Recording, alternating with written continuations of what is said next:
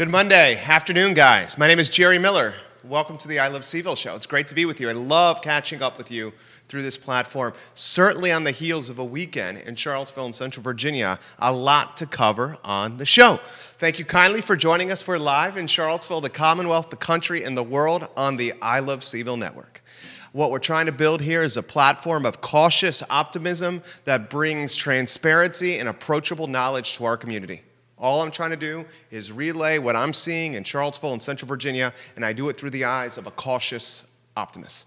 This program is going to be chock full of information for the next hour. Ray Caddell is going to join us. Love Big Ray. Big Ray, a Renaissance man. I mean, it's very few. You get a man who uses one side of the brain, and the musician side of the brain, the creative side of the brain, and he's running a music booking company up and down the Eastern Seaboard. Heck, it's national. And not only is he booking fabulous musicians across the country, he's also Big Ray of Big Ray and the Cool Cats. So that's one side of his brain. The other side of the brain is a fantastic realtor in the community, and he loves Charlottesville. He's been here for a while. So Big Ray is going to join us in about 19 minutes on the show. We're going to spotlight our push for fireworks in the community. In fact, Judah, let's lead with that. Get the fireworks headlight on screen. And we'll get the microphone in front of you as well, Judah, while you get it on screen and we flip to you. How about the update? So this started, guys. This is what happened. Bob Shada, a Charlottesville icon, came on this show less than 3 weeks ago. And Bob Shada, we had a conversation. We're like, it's a tough spot for the city and the county, he says. We may not be able to do the fireworks. We may not have the land to do the fireworks. Bing, bam, boom, Barbara Lundgren hears. Barbara Lundgren gets Tom Powell and Ray Caddell in the mix. Next thing you know, connections. People know each other. We got a committee forming. Then we got Wendell Wood offering his property next to Carter's Mountain. One of the iconic perches in Central Virginia. Wendell Wood has this beautiful, beautiful abode atop a mountain where he can overlook the valley in Charlottesville and Central Virginia. And Wendell's like, come on down. We can use our property. Judah, did you get it on screen? Let's get it on screen. We need you to help donate and make a push as we raise funds privately to have a phenomenal 4th of July in Charlottesville and Central Virginia. And guys, don't worry about it being elbow to elbow at Penn Park or McIntyre Park. That's not what's going to happen. You're not going to have access to the mountain. You're just going to sit anywhere you're at in Central Virginia. You're going to look up at the sky for 30 minutes, and you're going to see phenomenal stuff in the Blue Ridge skyline. And for 30 minutes, we're going to have an opportunity to escape this COVID-19 landscape. And we're going to put our hands on our heart. And I'm a proud American. And we're going to look at the sky. And for 30 minutes, us as a community, we're going to come together and say, I'm proud to be in Charlottesville. I'm proud to be in Central Virginia. And I'm proud to be an American. Judah Whitcower is our director. What was the number on screen for the GoFundMe? It was 23,700. 23,700? Yes. 23,700 starting at zero. Charlottesville and Central Virginia. You are stepping up. Put the link and how people can donate, Judah, on screen. And let's make a push. Now let's get to headlines. We're going to hear from Jesse Rutherford, Nelson County leader on the board over at Nelson County. We'll hear from him on the show. We'll hear from Keith Smith in the 1 o'clock hour as he gives us a snapshot on the real estate market and what's in store for his programming this week and how his weekend went. The first headline from Charlottesville and right down the street. You saw it, I saw it, we've been covering this closely. We've had, unfortunately, and Judah, get it on screen, another act of vandalism over the weekend. And this was at Lee's statue with red paint thrown on the statue itself. And according to NBC 29, the police department was targeted with white spray paint. Messages left by the people responsible for the graffiti included, quote, all cops are liars, end quote, racist pigs, end quote. We had this conversation last week, and I had this conversation with a friend of mine and Dave Henry about the police department. And I don't stand for this. I don't condone this. I don't think this is cool. I don't think this is cool at all. We have, like any department, whether it's a math department, or whether it's a cleaning crew of an office building, or whether it's the asphalt crew for the city, whether it's an accounting department at Ernst & Young, whether it's an analyst of some kind at Blackstone on Wall Street, whether it's someone that's working for an advertising agency, every single team has people on them that do not reflect the morals and the mission of the department in totality. And I understand we have folks like that and police forces across the country. But we can't broad stroke these folks. Can't broad stroke these folks. And I'm going to emphasize this again. When you do acts of vandalism, especially to city-owned structures that then require city tax dollars to clean up, what you have is you get a movement that started and originated in phenomenal form with impactful, strategic, nonviolent protests across the country and certainly in Charlottesville.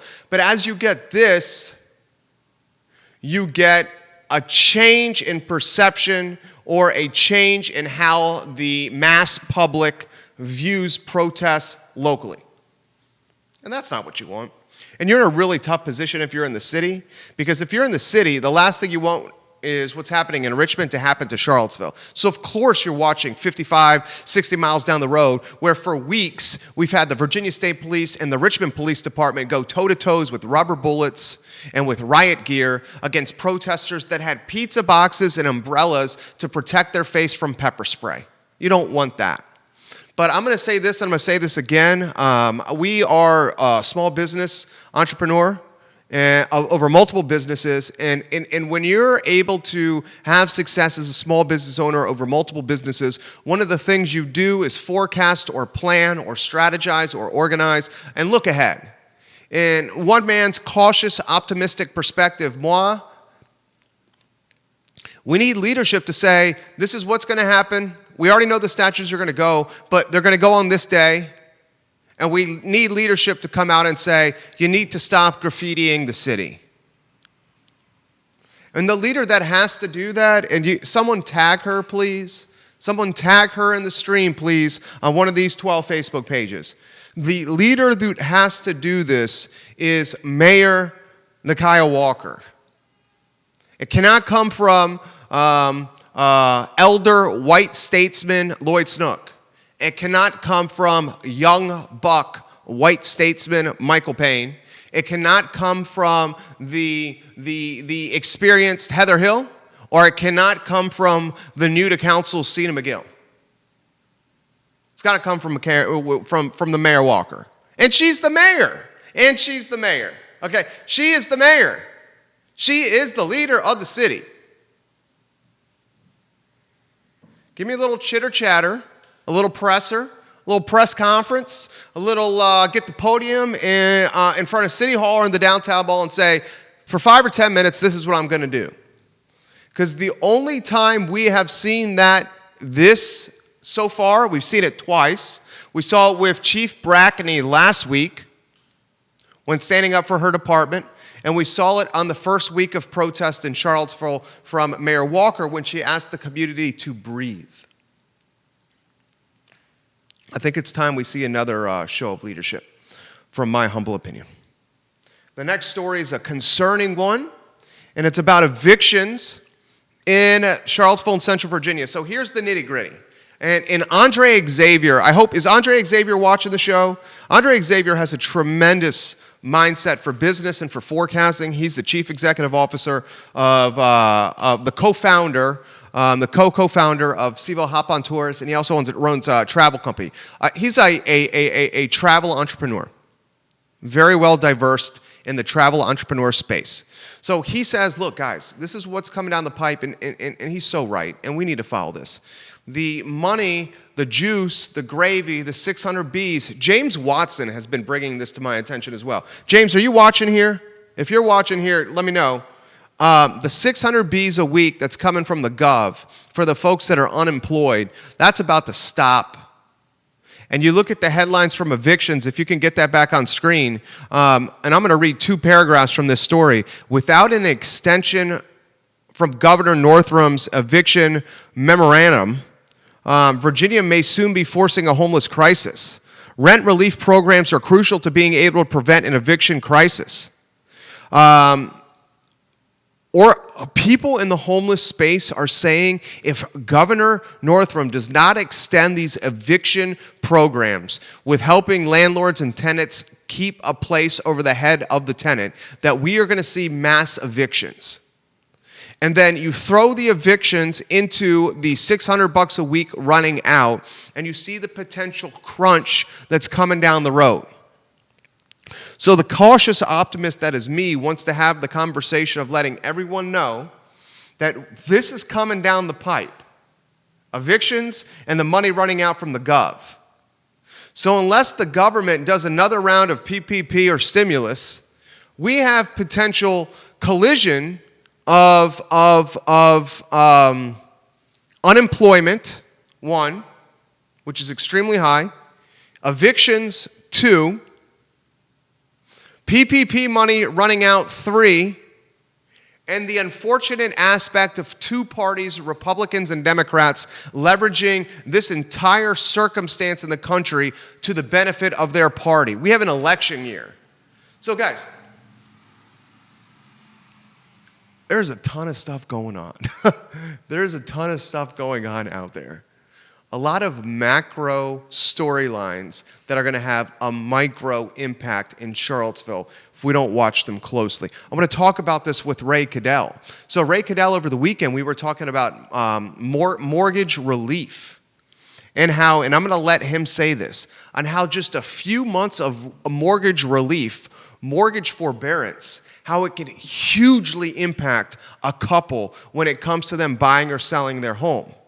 He'll cover this. If you go a few months without paying your mortgage because the government allows you to do this, you have a balloon payment for those months that you did not pay your monthly mortgage. A balloon payment is going to come due. So you're going to have a huge chunk of money that's going to create even more of a cash crunch. We'll talk about that with Ray Caddell. Let's go to the next storyline. This one is one I'm watching really closely, and one I want to highlight. Let's highlight positivity. Let's champion and celebrate hope and good and positivity and kindness and a God-fearing mentality. I want to champion and celebrate that. There was a night of prayer and worship on the downtown mall. Faith leaders in the Charlottesville community gathered on the mall for a night of prayer and worship. They called on folks of all race and background, and whether they had money, some or no in their pocket, to join hands and say a prayer. Pedestrians were walking along the mall, and they joined forces in what was a show of good, and what was a glimmer of peace, and what was a snapshot of a God-fearing mentality and mindset. And I'm even getting emotional about it now. That makes me happy. Go on the downtown mall and have some prayers with people you don't know. People wearing masks. It doesn't involve on a Father's Day harassing and heckling people in front of their children when all their kids want to do is say, "Dad, you're great." That's not cool. But praying with people you don't know, black, white, Puerto Rican, Haitian, and Asians, poor, middle, and upper class, that's the Charlottesville I'm proud to be a part of. How about a like and a share for Charlottesville? How about a like and a share of any of these 12 Facebook pages for people of all different backgrounds coming together for a prayer? That makes me smile. Other things that make me smile on this show are Tony Bennett and the University of Virginia men's basketball team. And I got two phenomenal headlines for you. And you can get Oklahoma City Thunder signing former Virginia standout Devin Hall for the remainder of the season. And Devin Hall was a phenomenal basketball player, a phenomenal wing, a 2, a 3. He had handles, he could finish at the hoop, and he's pursuing his dream of playing professional basketball, and the Oklahoma City Thunder signed this young man for the rest of the year. This is one of Tony Bennett's boys. And how about Justin Anderson? Get that one on screen. Former Virginia star Justin Anderson reportedly signs with the Brooklyn Nets. So here Tony Bennett, who I can't think of a better steward or ambassador of Charlottesville than Coach Bennett. Here he's got two more guys, along with the president, Malcolm Brogdon, who unfortunately Malcolm Brogdon is now overcoming COVID-19. Yep, the president, Malcolm Brogdon, got COVID-19. You got guys like Joe Harris and Mike Scott, just to name a few, in the league representing Charlottesville in orange and blue. How about that for a glimmer of positivity? On June, 28th, 29th at 12:49 p.m. June 29th on a Monday at 12:49 p.m. Amen, brothers. Good job. Those guys worked their tails off. Now, another topic that I think we need to cover that I'm extremely excited about is the innovation or the crossroads we're at because of COVID with innovation. And I love innovation. I love it. We're a market leader with streaming. You see this. We've been doing it for 2 years. Streaming 2 years in a professional capacity before streaming was cool. Now it's everything is streaming. Everything is streaming. Zoom, everything. We've been doing this for 2 years because we knew this was where it was going to go. Okay? So it's the folks that are the early adapters that are willing to take the risk that can make the change and have momentum with personal or professional in their lives to grow. Now, one of the ways I'm seeing innovation potentially negatively impact our society is education. And I'm going to give you 60 to 90 seconds of perspective here. And I had this conversation over the weekend with friends that were educators, and I've had this conversation with parents. I've had this conversation with Lee Elberson of Claiborne Education. The private schools in Charlottesville and Central Virginia are pivoting so quickly right now. There are schools in Charlottesville and Central Virginia that have hundreds of acreage and acres on their campuses.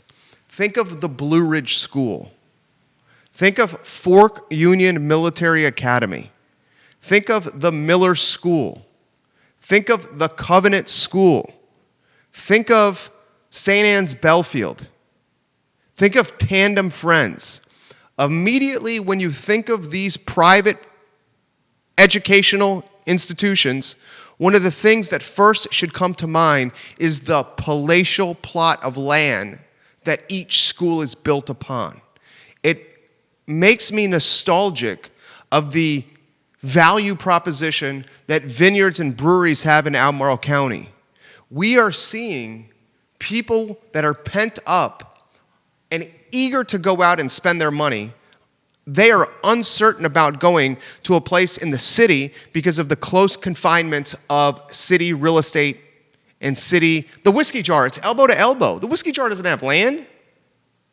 Petit Pois, it's elbow to elbow. What are you going to do at Miller's? It's a long, narrow bar. Sure, it has a patio. People are going to the Keswick Vineyards and the King Families and the Pro Renatas to spend their money because they can sit on grass away from everybody else and chill and relax. Folks, it's the same freaking thing that's happening in schools. People are flooding to private schools right now because the private schools are setting up classrooms on a small little area of their hundreds of acres. They're taking the classes from inside the classroom, they're putting them outside in tented areas or on blankets, and kids are learning while 6 foot socially distanced outside in a flowing, windy outside environment where we know it's the safest, and the teacher's right out front. It's an outside classroom. So we are seeing an uptick of private and school enrollment for the following reasons. And I'm going to run them by you, and then I'm going to give you my take on it. You have the land to have classrooms outside. The private schools undoubtedly have innovated and pivoted faster to technology and virtual learning. Those are facts, those are facts, those are facts. You ask a lot of the parents and a lot of the teachers that went through the spring semester, and they say not much was accomplished in the spring, but that was to be expected. It's no fault of anybody. It's just what happens when a pandemic hits. No one's prepared for it. And the time since the pandemic has hit, I've seen the private institutions change very quickly. And I'm seeing situations happening in Fairfax, in Northern Virginia, when the superintendent of schools is saying, we're going to go to an in-person and a virtual learning environment. And the teachers in Fairfax County schools are saying, hell no, we won't go to in-person education in the public school system. That's happening in Fairfax right now. So here's my potential takeaway, and I'll get your thoughts. And then Ray Caddell.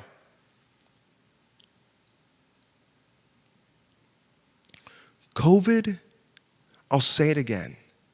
COVID doesn't care if you're white, black, Puerto Rican, Haitian, Asian, does not care about how much money you have in the bank, any commas in your bank account, or if you have bucks in your pocket. It's just going to steamroll people. And the folks that have disposable income have the luxury and the resources to take their offspring and put their offspring in these private schools that are pivoting faster than public schools. Unfortunately, the folks that don't have the disposable income to take their kids and put them in private schools are left with the public option.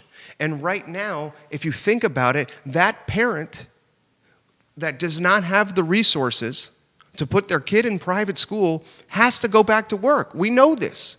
But the public option may or may not allow the parent to go back to work because the learning might happen at home, might have to happen at home.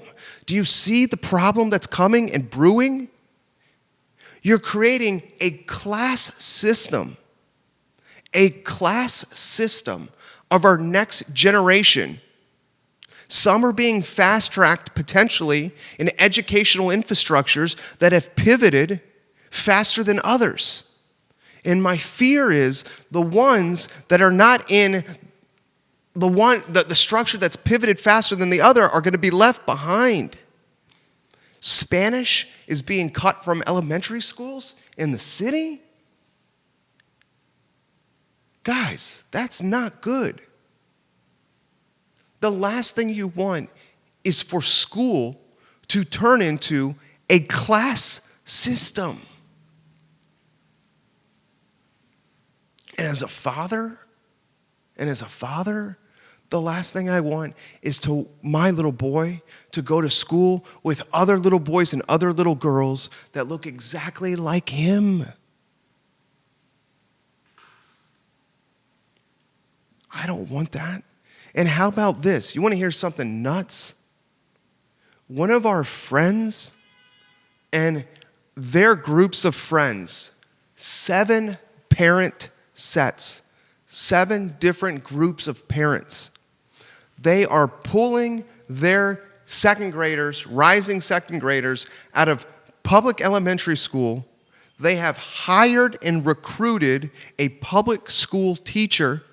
They are pulling their money, 7 parent sets, and these 7 parent sets are paying this recruited public school teacher $55,000 for the second grade school year.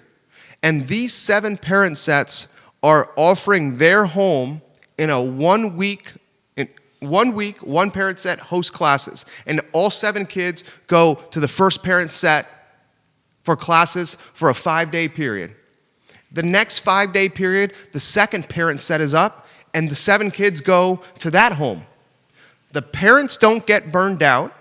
The parents are paying less yearly tuition than the private school. The teacher is making more money than she made in the public school system, and her student-teacher ratio drops dramatically to only teaching 7 kids. You think on paper it's win, win, win, win for the teachers, win for the parents. They don't pay private school enrollment full tilt. Teacher makes more money a year. Kids are learning with other kids. But you know what's being forgotten?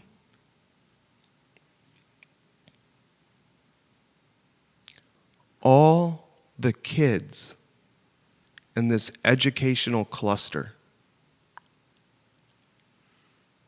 are white. They're all white.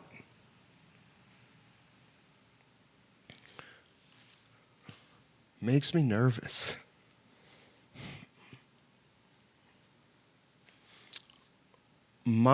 Just like all of us, don't we want our kids to be better versions of us? I do.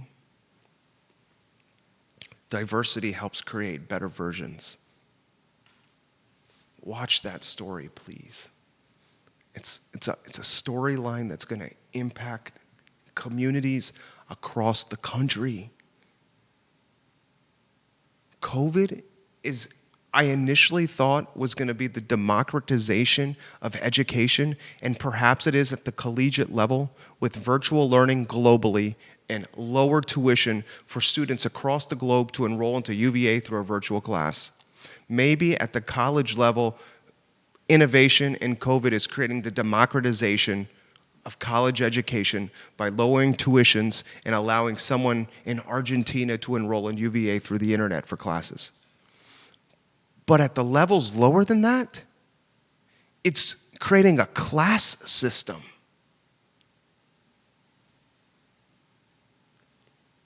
And it's going to get worse because the municipalities that service and maintain and fund and push the public school systems moving forward, these municipalities are tight on money because of COVID. Retail sales, hospitality sales, food and beverage sales, lodging, weddings, all down. They all are money that's allocated to schools. All right. This show is like therapy for me in a lot of ways because these topics weigh on me and I think about them often because I care so much of Charlottesville. And being able to offer this like stream of conscious perspective to you guys helps center me. Let's go to Ray. I'm getting Ray on the line here. I'm sweating like an unsavory lady at Walnut Hills Baptist Church in Williamsburg, Virginia, with preacher Jerry Haywood on the podium, a man of tremendous integrity and character. I grew up in a Southern Baptist church. I went to Catholic school, but grew up in a Jewish neighborhood. We have Ray Caddell on the line. Ray Caddell is a fabulous person. He's got, obviously, incredible hair, this man. Let's welcome Ray Caddell. You're live, Ray. How are you looking, man? Every time you come on the show, the structure and the setup with Zooming improves for over there at Casa de Caddell. I know you have the fabulous pool. You have the fabulous grill. Now you got a A-plus Zoom room, dude. I'm actually home. Actually in the office. I'm not at home. One of the brightest things I ever did was on March the 10th, my wife and I closed our office. There's been nobody in the door since then except she and I and one agent who lives across the street. That's it. There's not been one person in here, so I've had somewhere to go every day. And it's been helpful. This man is a force in the community. We're going to talk fireworks. We're going to talk State of the Union. We're going to talk real estate. We're going to talk music. How about anywhere you want to go to start? The show is yours, and I'll adapt to you. Yeah. Well, I was just listening to you a little bit, and I'm a Covenant parent, by the way. My daughter went to the Covenant school, and some of that, and that was a very important investment that my wife and I talked about. That was not an easy thing. We're not private school people, financially or socially, really. But they did a great job there, and we have neighbors, and I watched them do a great job. And you made the point; they got on top of this Zoom distance learning thing very, very quickly. Listen, I'm a big fan of that, particularly the Albemarle schools. I know Matt Haas very well. That's a huge, huge job they're dealing with over there. But here's the thing: I haven't heard anybody talk about it, and maybe you did, maybe I just missed it. This is a brutal child care problem getting ready to come up. When your kids are only going to school maybe 2 days a week, what's happening the other 3 days? And a lot of those same families that you talked about, where the mother and father both work, because guess what? Like most families, They need have money. to. How's this? Where are those kids going to be? I'm so worried about that, and it's not even like you're so right. It's not being discussed. The folks that are living on the margin already have to get back to grinding, and if their kids have to stay home, who is going to watch their kids? And for those that are watching and maybe don't have kids in that situation, or maybe don't have kids, I just sold a house to a young couple with a 1-year-old. Was this at the Lake Monticello listing? That was a great house. Yeah, they pay $900 a month for childcare for their child because he's an assistant professor at UVA and she has a full-time job too.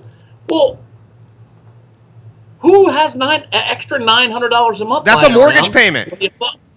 When you thought your kid was going to be in school, and now they're not, or at least. Well, what do you think is going to happen? You're a smart guy. What do you think is going to happen here? I'm not smart enough to solve it's that problem. That's a big deal.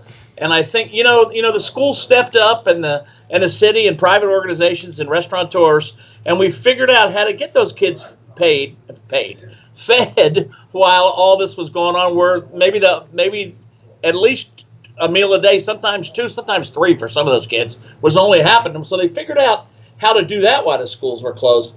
This is a lot bigger problem than that. I mean, where are those children going to be? Who's going to watch them while the parents are working? And the parents have to work. I mean, they have to work. It's not, we can't just keep printing money. Right. And sending it out there. Amen, brother. All right, let's go. Music and weddings. Music and weddings. Give us some knowledge. Sure. So I have a Zoom group. You should come listen to it sometimes. I have a Zoom group on Wednesday evenings made up of only band leaders of high-class wedding bands from around the country. Not from Charlotte, so I'm actually the only Charlottesville guy in it. From around the country, and I lead it and try to lasso everybody in and make sure everybody gets a chance to speak. And the biggest problem right now with weddings and live entertainment around the country is everywhere you go, the rules are different. Everywhere you go, the rules are different. Here's how it's been here. I get 2 or 3 calls a week from people, and they say the same thing. Hey, I saw on the marquee, I just drove by, your concert sold out at the Carysbrook Performing Arts Center. Is there any way to get a ticket? I said, let me tell you what happened. My concert at the Carysbrook Performing Arts Center sold out on March the 7th, this past March the 7th. That's the last time they were open for an event because of COVID-19. They haven't changed the marquee, and it's also the last time I worked. Wow. So in Virginia, even with Phase 3, and let's talk about that for a second. Phase 3 says, yeah, maybe you can have 250 people at your event. But it also says, or 50% of the certificate of occupancy for that room, whichever is less. Wow. That means you would have, this is indoors we're talking about, that means you would have to have a room that seated 500, the CO is 500, to be able to have that 250-seat event in it. Here's how many indoor events we have with certificates of occupancy in Charlottesville. 0. I played all. 0. There's none. That's brutal. So we hadn't figured that out yet either. So that's what's going on in Virginia. In North Carolina, I was on the phone with one of my colleagues today in Charlotte this morning. In North Carolina, what's happening is in Charlotte, people are actually picking up and moving their event just over the line. Charlotte to South Carolina is 10 minutes. Just over the line into South Carolina, where it's the Wild West. I talked to 2 of my band leaders in South Carolina, one from the coast and one near Charlotte, and they played last week, and it was wide open. Not only are the guests not wearing masks, the few guests that do wear masks, my folks saw the bride literally haranguing her guests to take their masks off so it didn't show in her wedding. Get out of town. Oh yeah. Listen, it's not. people don't get this. People don't understand how serious this is. I don't know if you watch on Facebook sometimes, particularly if I have to go out of town or anything, I put my little travels on there of how many people are in the sheet, for instance. This was in Farmville. There were 17 people in there, 2 masks, me and one other person. Not the help. The help was all masked. I'm talking about customers. And I walked in, I counted, and walked out. It's just, we don't get it yet. We just don't get. I don't know if the mask thing's a good thing. I don't know if it's a bad thing. I don't know if it's really going to work. I know one damn thing. Politics should not be involved in whether you wear a mask. I agree. Turn that into a sizzle reel for tomorrow's show, please. Can you play that on tomorrow's show? Okay, how about this question? Are we at the point of the venues permanently closing? You mean like some restaurants? Yeah, like the music venues. I mean, okay, so the vineyards and the wineries, those folks, lack of better phrase, they have more burn rate. If you have a vineyard or winery, you've got some deep pockets here. I think they're going to... And you have outdoors. How about the actual venue, like a Southern? And I'm not saying the Southern is going to close. I'm just saying an example like that. Well, the Southern and the Jefferson. They're backed by corn and stuff. I know that. Yeah, that's not. I'm not sure that we have a live entertainment venue that's in trouble. That's in trouble, but wouldn't surprise me not to see anything happen before next year. Wouldn't surprise me at all. Not a bit. Because first of all, you have that. Second of all, you have the entertainers that don't want to work. So when we go back to work, and we talk about this again in my Zoom meeting, I'll give you a perfect example. One of my members is a woman named Heather Hayes. You probably never heard of her, but I think you knew her daddy. Nice. And she's a spectacular entertainer. Started her own band several years ago after 10 years with James Brown. So this is a serious entertainer. If she's working this weekend, today, Monday, everybody in her band gets tested. Nice. And they're not getting on stage with her unless they have that clean piece of paper. So we're trying to protect people from us. We're gonna wear masks till we get onto the stage. It's interesting. How do you play the horn with a mask on? So you just have to cut a little hole in the mask, I guess. I haven't had to worry about it yet. But here's the bigger problem. The trumpet and the trombone as well operate by actually spitting. Right, you're breathing so hard. That's what you literally buzz your lips and spit. There's even a thing called the spit valve on a trumpet and a trombone because so much spit gets in there. If you watch us on an event where there's lighting, whether it's cold or hot, doesn't make a difference. Indoors, fine. If I'm working hard enough, you will see some vapor coming out of my horn. You know what that is? That's those droplets they keep talking about. So I got to figure out how to not get the guests sick. I got to figure out how to not get the people standing next to me on stage sick. This whole thing's really complicated. And my whole job, and all of it, we're all dance bands. Our whole job is to get the dance floor packed. Well, how's that fit in with the whole social distancing If you got a job, I'm going to throw this to you. If you got a gig for Big Ray and the Cool Cats, like a serious gig, like a Greenbrier type of gig, would you guys do it? I'm not talking like an entry gig. I'm talking about your full rate gig.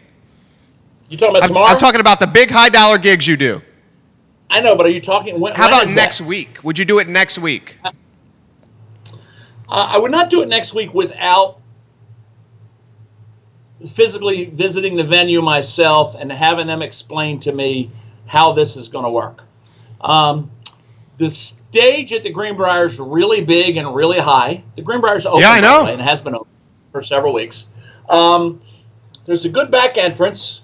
I would spend a lot of time trying to figure out, how to stay safe. The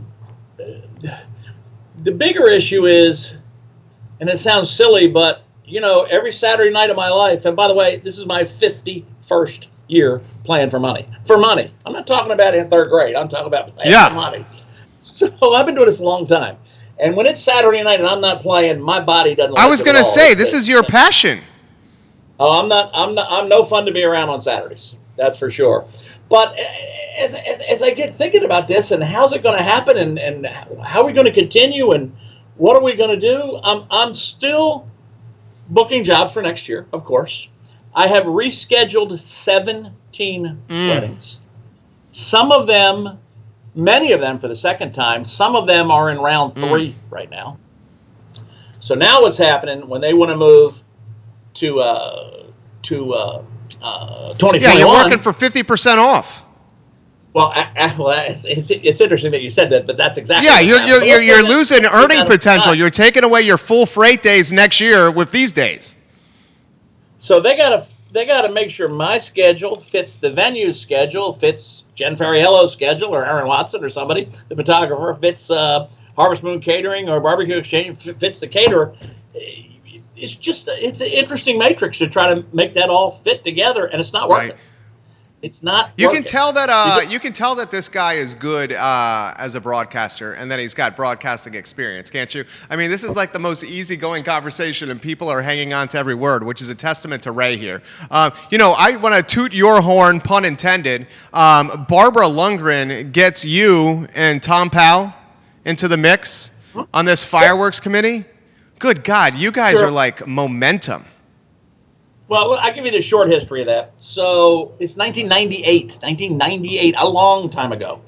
I'm standing in the pool at Fairview Swim Club with a guy named Joe Teague that you don't know, I think. He was gone, I think. But you would have liked him. His family was Teague Funeral Home, although that's, corporately now by somebody.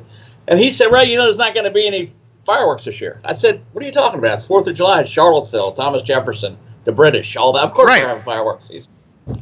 He said, no, the JCs have done it for 25 years. I said, I never really knew that.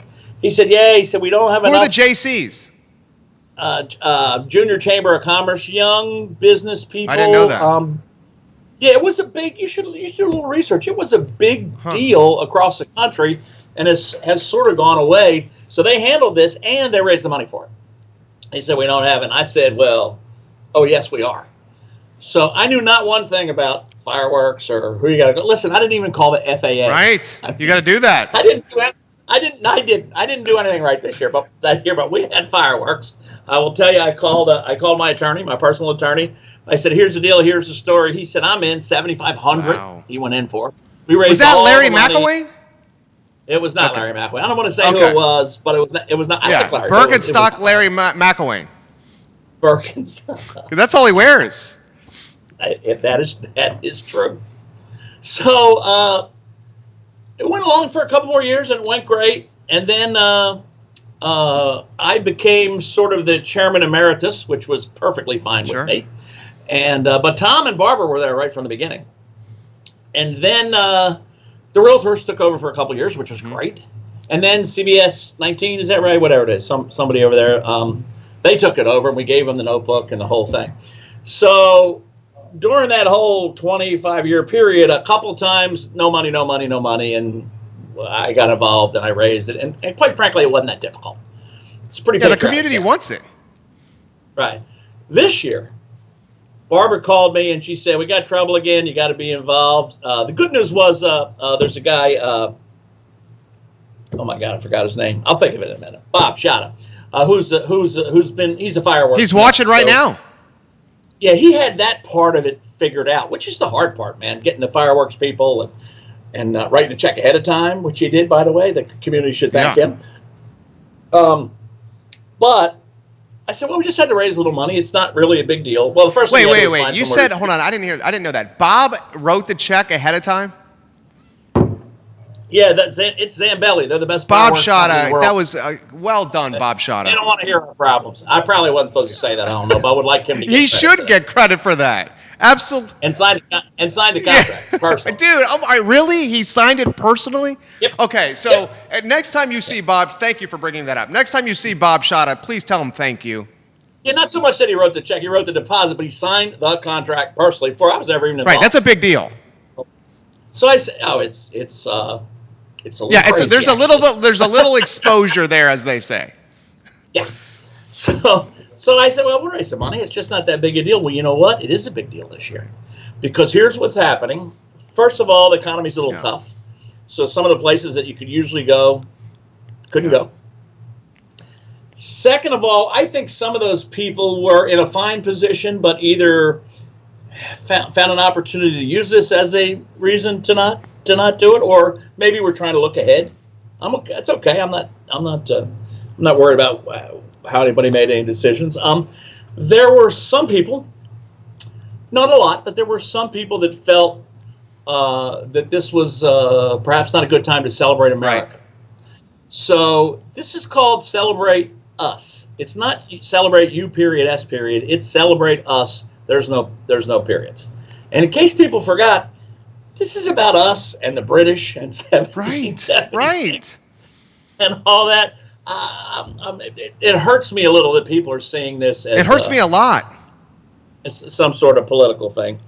But and we had to find somewhere to shoot it, because we've always been at McIntyre Park, and I think the biggest reason the city, maybe the only reason the city didn't want it, was because of social I think distancing. that's why. Yeah. And we've had thousands and thousands and thousands and thousands of Right. people there. And people got confused. People say, well, the city ought to be paying. The city never paid for the fireworks, nor did the county. I was confused. I was Sometimes- confused about that. Yeah, sometimes we get a little donation from them, but what we always got from them was tremendous cooperation. We never paid for the police. Geez, one year they bought the porta johns. I mean, it wasn't. I have nothing bad to say about the city or the county as far as the fireworks are concerned. This was just not something That they wanted to do. that made sense for them. No, you can't. We've had 10,000 people at that thing before in McIntyre Right. Park, and bands playing and bouncy houses, and it made some sense. So we're just standing around saying, where can we shoot these from? And we literally looked up to the top of Cruise Mountain, and somebody said, "What's that up there?" I said, "That's Wendell Wood's new house he's building." And that's like the best spot possible. I think so. I mean, you can see that So, everywhere. So we called Wendell, and it's interesting. I don't know Wendell very well. I met him a few times, of course, but the face of Greater Charlottesville would look very different. Oh, 100%. Wendell Wood and Dr. Charles Hurt, two of the largest landowners out there.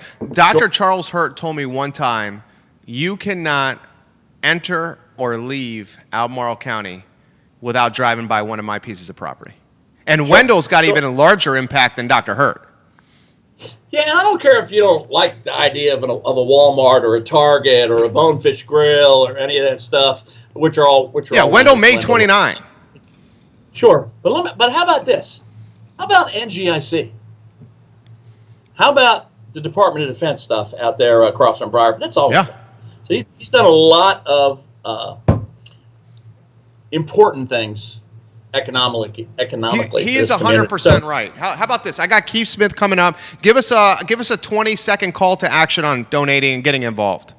Sure. Here's the trouble. We are short, and I think we're about 12. Yeah. What's the exact number, Judah? Are we about 12K? We have to raise.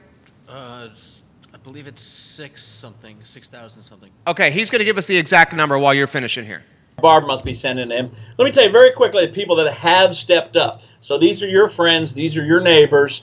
These are people that have said, yeah, what better time to put our arms around each other and celebrate us? Wendell, Octagon Partners.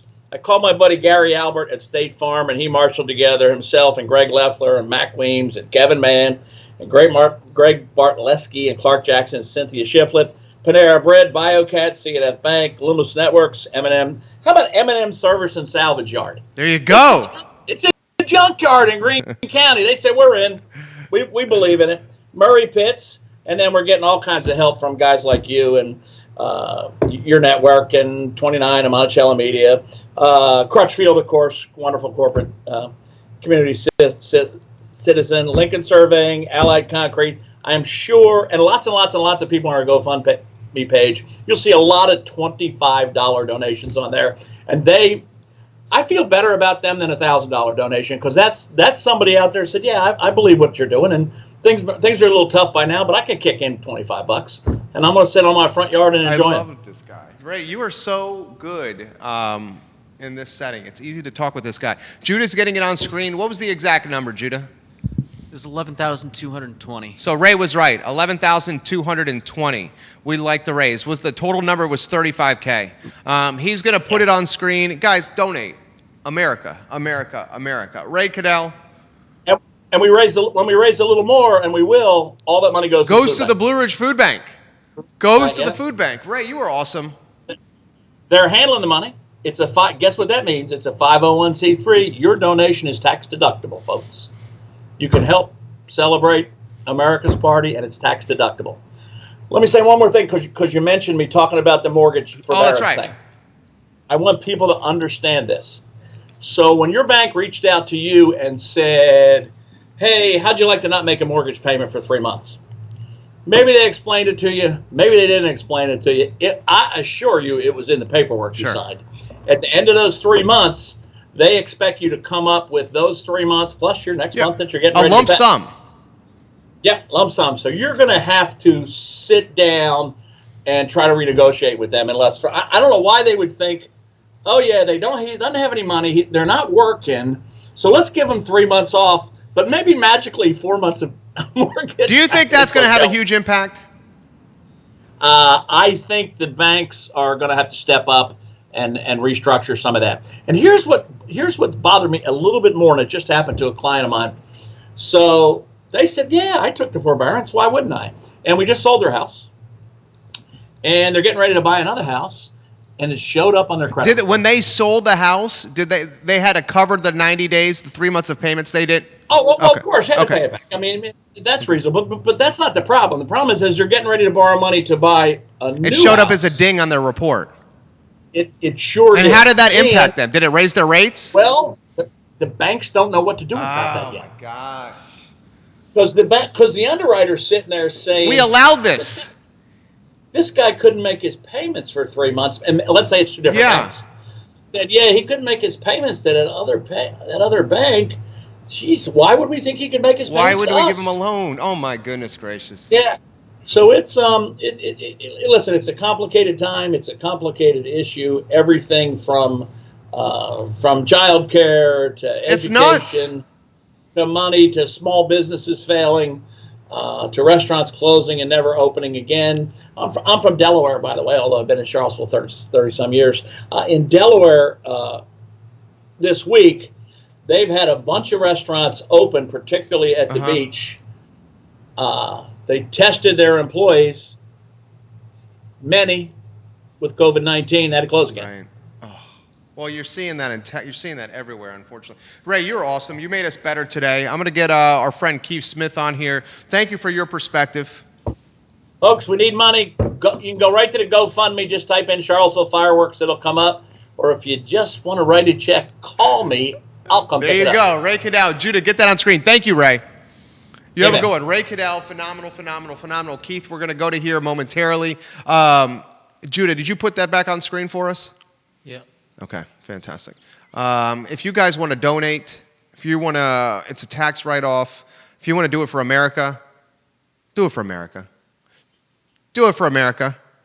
Yeah, Stephanie. So I made a comment to about Larry McElwain. Larry McElwain's a phenomenal attorney in town. I've done business with Larry McElwain. Love Larry McElwain. Someone tag Larry McElwain. Larry McElwain always wears Birkenstocks. Larry McElwain does.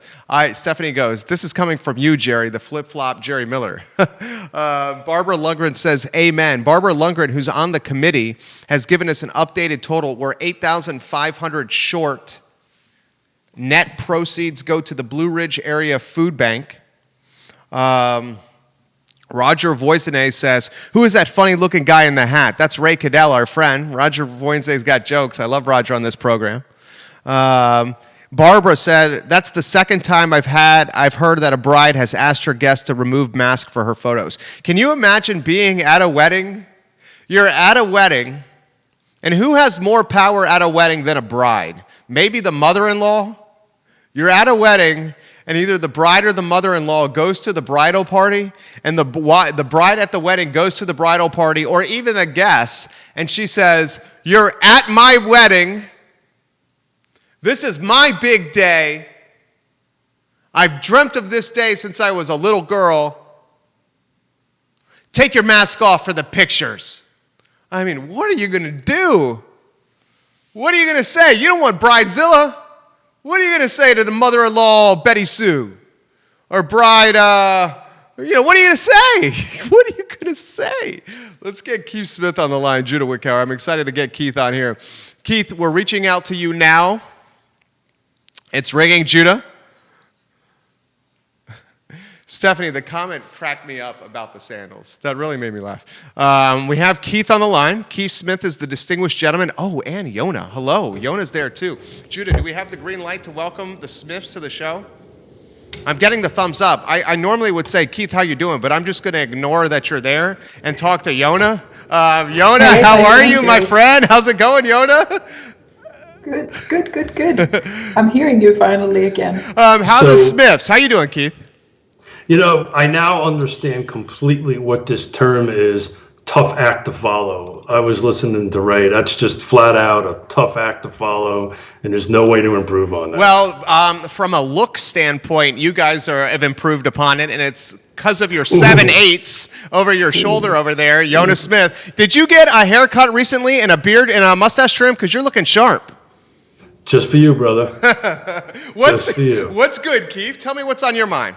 You know, man, I was listening to your opening on this, and I got about 8 pages of shows for the next 3 months. Love it. And starting to thumb through my Rolodex going, okay, this is the right thing. You know, we're going to try to, you know, you just inspired me to try to bring Riggleman back on to talk about this balloon payment thing. If I can get him to agree to that, stay away from the political side of it, but just talk about, hey, how does this really work, right? He's part of the financial services committee, so he has a pulse on this, on exactly how this works. And actually, we're going to bring on Dr. Gina Keller on the 20th, and you know, she is a former assistant superintendent, excuse me, of learning in Virginia Department of Education, and we're going to talk. These are things we've been in the works, the plan about how is this really going to work for the public thing. But the reason I have Miss Yona here today, can you please put the Judah Wickower cam on? Judah, we got the Judah Wickower cam. Judah, we got requests there from the distinguished gentleman. Judah's on screen. All righty, so we can't see it on our end. But Hello there. if there's any way we could do that, because when he did the test on it, that dude just looks like Justin Timberlake. Oh, let's get The Justin hair- Timberlake on screen. Judah, can we get the camera on you? The camera's going to go to Judah after this fresh haircut and a beard trim. He's going to have secret admirers knocking at his door. Is that what you're seeing as well, Yona? We'll find out here in a minute. She hasn't seen the picture yet. All right, okay, I'm going to have to turn it like this. Let's go. This is Keith, this is live sorry, at its finest right here. Judah, studio camera, Judah, and then we need you to look over here so the gorgeous and intelligent Yona Smith can see your face. Look at that. Isn't that one handsome-looking devil? Nice job. Justin Timberlake. You got to just do a little bit of dancing and singing, and you'll be good to go. Come on, can you dance for him? Come on. Nah, give stop us a little teasing. dance. We're done teasing. Let him get to work. Keith Nice Smith, job. you're amazing. Okay, Yona, let me ask you this question, Yona. What are you following? We follow your lead. What's the temperature out there? What are you following real estate wise? What are you seeing? Hot. It's hot. It really is. Very busy. Very engaging, very active. We've been literally slammed busy for the past, I don't know how many months now, and we definitely appreciate the fact that got a lot of folks looking. Inventory is still remaining a challenge, as we all know, but we're becoming creative on very different levels. So marketing, trying to help our clients find homes, and at the same time be safe, most importantly. So speaking of safe, Yona's agreed to come join us on Friday. She's going to be masked on one end of the table. We're going to be masked on the other end of the table. And, you know, being that Yona is an immigrant, and we want to talk a little bit about 4th of July like we did last year. What's the 4th of July mean to you, Yona? Give us a taste. Tremendous. I wouldn't be where I am today if it hadn't been for the opportunity that I've been given by this really beautiful country. So, and the family and the friends that I have. So the opportunities are just, you cannot put it in words. So it's amazing. And every year, and naturally, my husband. Thank you. And I was waiting for that. Come on. Keith Smith's a Marine, guys. he is. So I'd be happy to talk about my patriotism again. So some quick stats. I crunched them while you were doing your opening. I'll call it a monologue. Okay. Is that okay? Sure. Can I call it a Yeah. monologue? little Jimmy Fallon open monologue thing going on. Sure. So, we've been talking forever about this 25-mile, forever, but since COVID-19, this 25-mile radius, right? So it's really interesting statistics, and we'll talk about it in depth a little bit tomorrow. So I just took a look at what went active the last week and what went pending in the last week. So interesting numbers, and I would love Ray's feedback and some of the other realtors on why they think these numbers are this way. But the city of Charlottesville, 10 homes went active, 5 went pending. So that's kind of going the opposite direction that we've been talking about. Interesting, Fluvanna County has gone the opposite way. 4 went on the market, 11 went pending. Greene, 3 went active, 7 went pending. And Nelson County, because I know you're going to talk to Jesse in a little while, which is something that we haven't seen before and starting to trend. They're at a 1-to-1 ratio. It's almost. It was 12 went active. Actually, it's going in a better direction. 12 went active, 16 went pending. So we're going to kind of think a little bit about this, talk about what this actually means tomorrow, and then I really want to start setting up this conversation about this new septic inspection law that's going to go in place. We're going to bring in some rock stars, as you know, from Interstate Pest Control and Servicing. They're at the pulse at this next week to kind of share what is it like from an on-the-ground perspective. But as always, I'm super excited. I've got about 6 pages of notes, so thank you for the show ideas. Absolutely, guys. This is the team, Keith and Jonas Smith. If you're going to get in real estate game, buying or selling, a trusted advisor is very important. I absolutely recommend and suggest that these people, honest, hardworking, full of integrity, the Yes Team Realtors. How about this before we get you to give us a word of inspiration for everybody that's watching? Keith, what do you make of those numbers? Give me an early take, because I'm chomping at the bit to hear what you have to say here. So we've been talking about this on the show in a while, and maybe this is just the data that's starting to go that way, that people are trying to look for more space. COVID-19 has created that.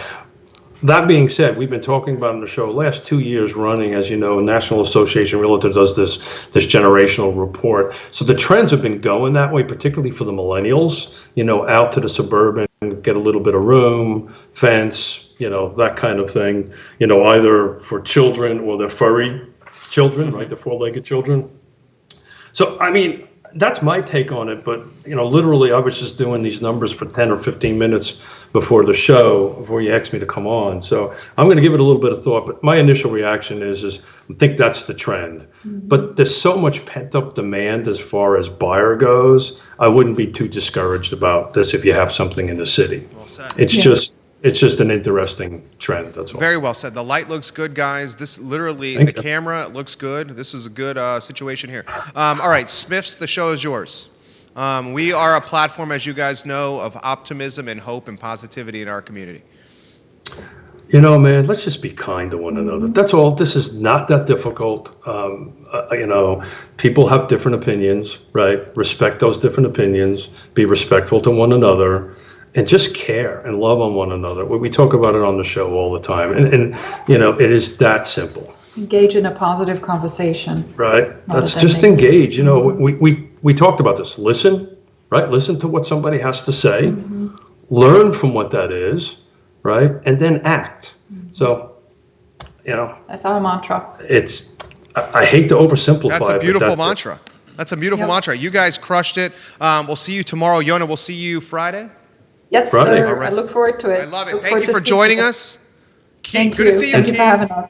Yeah, thank you for letting us do that Judah thing. He's looking sharp. Judah's See you blushing later, right guys. now. You guys have a good one, Smiths. Take care, Take care, Yona and guys. Keith. See you around. Judah, can we get the care. Judah camera again over there? I'd love to see Judah Wickower on screen.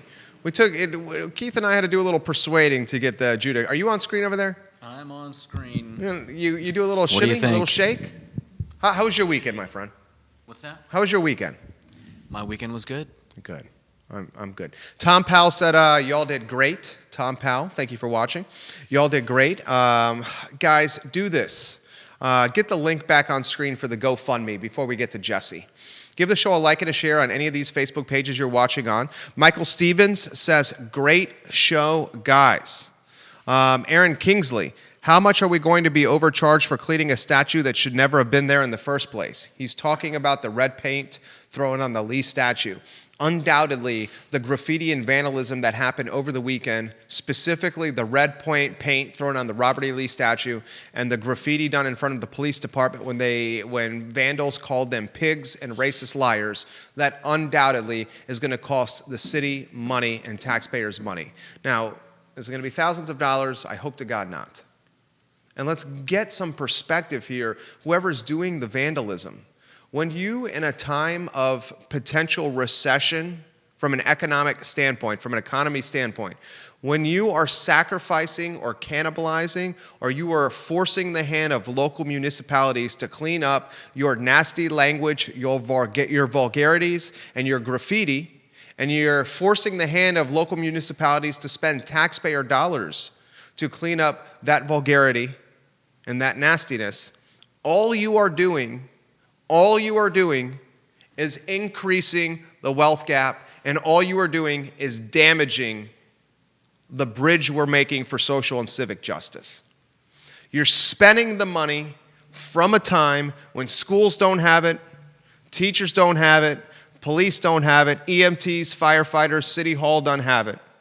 At a time when we're cutting curriculums across public schools, your impulsivity is creating policymakers, lawmakers, and managers in our municipalities to take money from bank account that should go to teachers and otherwise is being used to clean up vulgarities and graffiti.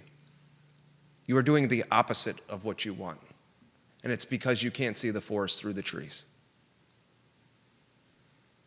Grow up, please. Aaron Kingsley, phenomenal stuff. Judah shaved from Stephanie. He did shave. He's looking very sharp. This from Chris in Belmont. Jerry, I love your show. I watch it every single day. You have now become the news for me. If anything, do more programming for us. This is from Bob Shada. I committed the money. I was in Ocean Isle a couple weeks ago, and it was wide open. We ended up eating every meal at home because nobody was masking. I mean, we're seeing it. Oh, it's crazy. Do you have Jesse ready to go? Yeah. All right, I'm going to close on this. Guys, do you want to know the municipality that might be in the best shape financially in Central Virginia? It might be Nelson County. I cannot believe I'm saying this. Nelson County might be in the best shape financially of any municipality in Central Virginia. And it's because of this massive war chest of money conservative Nelson County, financially prudent Nelson County has done. So we heard from a board of supervisors in Nelson, the fabulous Jesse. You got that sound ready to go? Let's play that sound in 3, 2, 1. Here's a tough question for you. Okay.